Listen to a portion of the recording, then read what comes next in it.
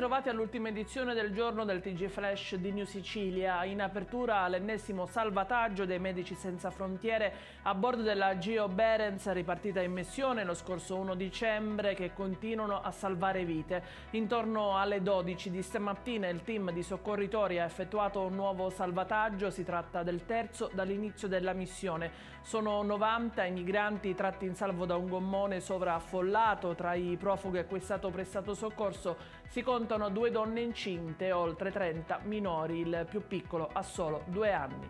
In totale adesso sulla nave ci sono 254 sopravvissuti.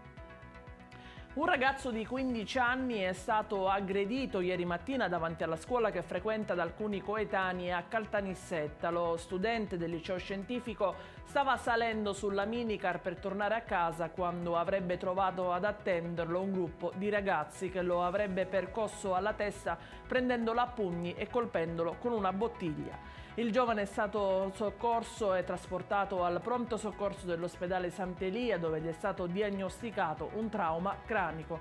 Nonostante l'aggressione sia avvenuta in pieno giorno in una strada trafficata della città, sembra che nessun passante sia intervenuto per prendere le difese del giovane. Condannato a 18 anni di carcere Michele Mulè, il 29enne accusato dell'omicidio di Benedetto Ferrara avvenuto in Piazza Duomo a Camporeale, in provincia di Palermo, la sera del 16 ottobre 2020.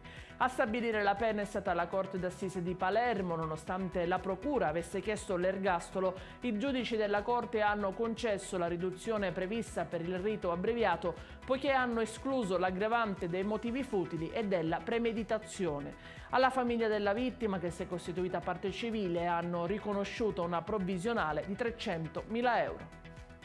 E in chiusura le previsioni meteo, prosegue il bel tempo in Sicilia. Domani il cielo sarà prevalentemente sereno, nella mattinata le nuvole si concentreranno sul versante occidentale, nel pomeriggio invece si sposteranno sulla Sicilia centrale. La protezione civile regionale non ha diramato alcuna allerta meteo, non si segnalano fenomeni particolarmente significativi nemmeno per quanto riguarda i mari e i venti. È tutto per questa edizione, il TG Flash ritorna domani mattina alle ore 10. Buona serata.